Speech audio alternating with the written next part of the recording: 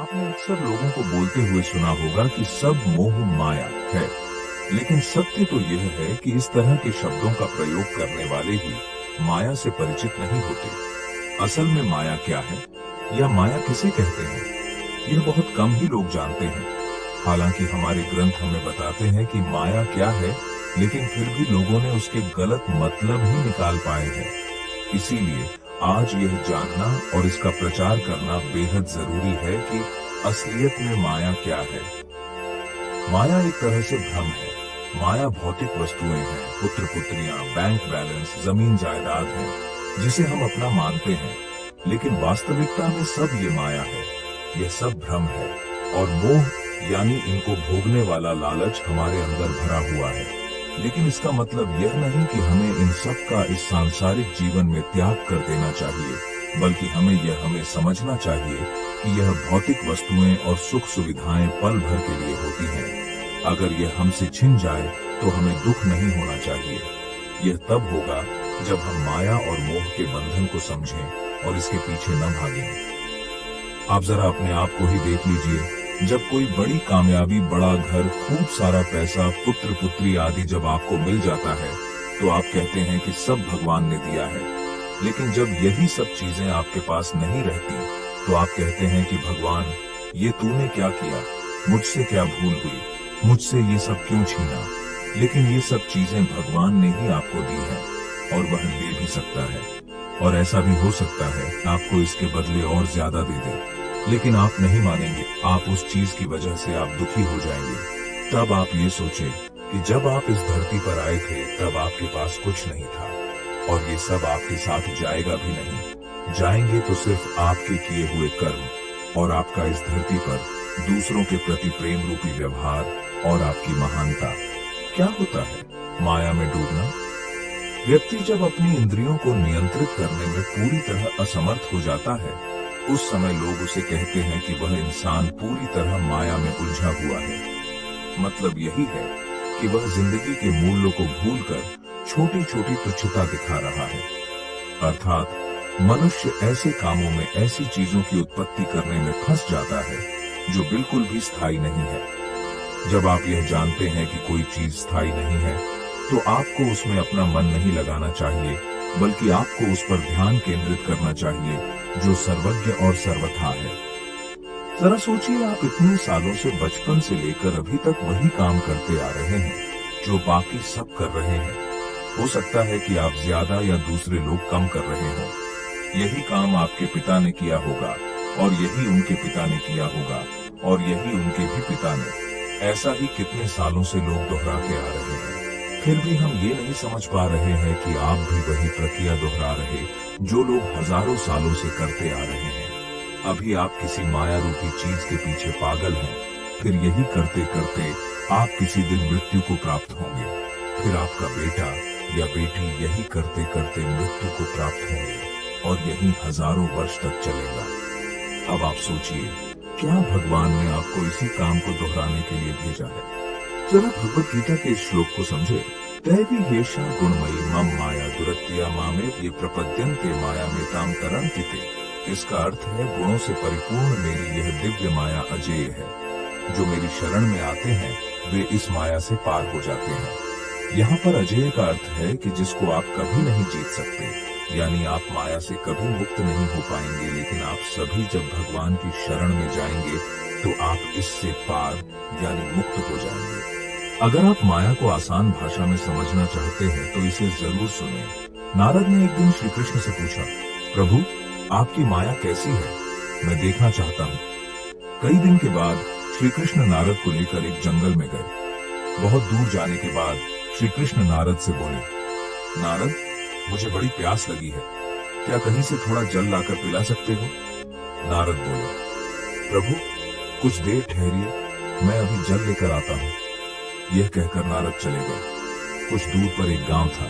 नारद वहीं जल की खोज करने लगे। एक मकान के द्वार पर पहुंचकर उन्होंने खटखटाया। द्वार खुला और एक परम सुंदरी कन्या उनके सम्मुख आकर खड़ी हुई। उसे देखते ही नारद सब कुछ भूल गए। भगवान उनकी प्रतीक्षा कर रहे होंगे, वे प्यासे होंगे, हो सकता है प्यास से उनका प्राण वियोग भी हो जाए। ये सभी बातें नारद भूल गए। सब कुछ भूलकर वे उसी कन्या के साथ बातचीत करने लगे। धीरे धीरे एक दूसरे के प्रति प्रणय भाव उत्पन्न होने लगा। तब फिर नारद उस कन्या के पिता के पास जाकर उसके साथ विवाह करने के लिए प्रार्थना करने लगे। विवाह भी हो गया और वे उसी गांव में रहने लगे। धीरे धीरे उनके संतति भी होने लगी। इसी तरह रहते रहते 12 वर्ष बीत गए। नारद के ससुर भी मर गए और उनकी संपत्ति के नारद उत्तराधिकारी हो गए और पुत्र कलत्र, भूमि, पशु, संपत्ति, गृह आदि को लेकर नारद खूब स्वच्छंदता पूर्वक सुख से रहने लगे। अंत में उन्हें यह बोध होने लगा कि वे खूब सुखी हैं। इसी समय उस देश में बाढ़ आई। एक दिन रात के समय नदी दोनों तटों को तोड़कर बहने लगी और संपूर्ण गांव डूब गया। मकान सब गिरने लगे। मनुष्य, पशु, पक्षी सब बह बह कर डूबने लगे। नदी की धार में सभी कुछ बहने लगा। नारद को भी भागना पड़ा। एक हाथ से उन्होंने स्त्री को पकड़ा, दूसरे हाथ से 2 बच्चों को और एक बालक को कंधे पर बिठाकर उस भयंकर नदी को पार करने की चेष्टा करने लगे। कुछ दूर जाने के बाद ही लहरों का वेग बढ़ने लगा। कंधे पर बैठे हुए शिशु की नारद किसी प्रकार रक्षा न कर सके। वह गिरकर तरंगों में बह गया।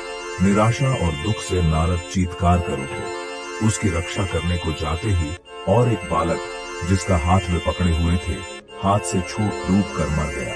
अपनी पत्नी को वे अपने शरीर की समस्त शक्ति लगाकर पकड़े हुए थे। अंत में तरंगों के वेग से पत्नी भी उनके हाथ से छूट गई और वे स्वयं तट पर गिरकर मिट्टी में लोटपोट होने लगे और बड़े कातर स्वर में विलाप करने लगे। इसी समय मानो किसी ने उनकी पीठ पर कोमल हाथ रखकर कहा, वत्स, कहाँ, जल कहाँ है?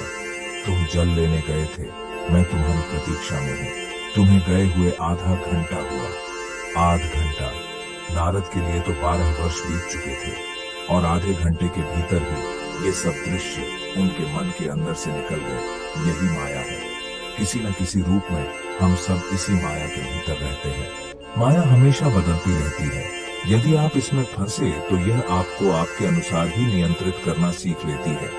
जैसे आज ज्यादा पैसे कमाए हैं तो खुशी का अनुभव करते हैं और वही कल कम पैसे कमा पाए तो व्यक्ति दुखी हो जाता है। यह दर्शाता है कि आप माया के जाल में फंस चुके हैं, क्योंकि व्यक्ति को सिर्फ अपने कर्म से खुशी मिलनी चाहिए और अपने प्रयास करने चाहिए। चिंता करना भी स्वाभाविक है, पर सब कुछ होते हुए भी और की इच्छा रखने के लिए रोना तो दुर्भाग्य ही होगा। आपके जीवन की अस्थिरता का मुख्य कारण क्या है? आपको यह समझना बेहद जरूरी है, क्योंकि ऐसे कुछ तुच्छ कारण जो आपको प्रभावित करने में लगे हैं, वह माया में लिप्त होने के संकेत है। हमेशा बदलती हुई तमाम घटनाएं और आपके आसपास की चीजें ही माया है। स्थिरता तब आती है जब आप अपने अंदर किसी ऐसी चीज पर काम करते हैं जो बदल नहीं रही है, जो पूरे समय एक समान रहती है। इसे माया के जाल से बाहर निकलना कहा जाता है। यूं तो लोगों ने माया शब्द के जाने कितने ही अलग अलग अर्थ निकाले हैं, जिसमें से एक और प्रमुख अर्थ है कि माया जिसका कोई रूप है, लेकिन जब आप उसे पकड़ने की कोशिश करते हैं तो वह आपके हाथ में नहीं आती है। दुनिया में सब कुछ ऐसा ही है। आपको कोई चीज बड़ी सुंदर लगती है, आपको आकर्षित करती है, आप उसके लिए तड़पने लगते हैं, यहाँ तक कि यदि वह नहीं मिलती तो लोग आत्महत्या भी कर लेते हैं। लेकिन सत्य इन सबसे परे है।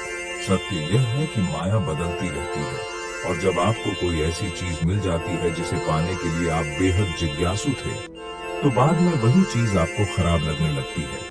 आपकी नजरों में उसकी कीमत कम होने लगती है और धीरे धीरे आप देखते हैं कि आपकी नजरों में उसकी सुंदरता पूरी तरह खत्म हो गई। तो इस बात का निष्कर्ष यही है कि वह माया है जो आपको आकर्षित करने का काम करती है, आपसे दूर रहकर आपको विचलित करने का काम करती है, और यदि आप उसे गलती से हासिल भी कर लेते हैं तो वह अपना रूप बदलकर किसी और वस्तु में समाने लगती है और फिर आप उसके पीछे लग जाते हैं। जो कुछ भी आपको विचलित करता है, भले भी वह कोई चीज हो या इंसान, तो आपको यह समझना चाहिए कि यह माया है और इसका काम सिर्फ आपको आपके मूल लक्ष्य से भटकाना है। इसके अतिरिक्त माया आपको कोई संतुष्टि नहीं देगी। यदि आप ऐसा सोचते हैं कि कोई महंगी गाड़ी लेकर आप खुद को संतुष्ट महसूस करेंगे, तो यह आपकी सबसे बड़ी गलतफहमी है। इसी प्रकार यदि आप किसी महिला को पाना चाहते हैं और आपको लगता कि यदि वह महिला आपके जीवन में आई तो आपको संतुष्टि मिलेगी, तो यह भी माया है और आपकी सबसे बड़ी भूल है। हर वह चीज जो तुमको अपनी तरफ खींचती है, आकर्षित करती है, आपके मन में उसको पाने के भाव बनाती है, वह सब माया है। ना ही उस चीज से संतुष्टि मिलती है जिसके आकर्षण की तरफ आप भाग रहे होते हैं, वही तो माया है।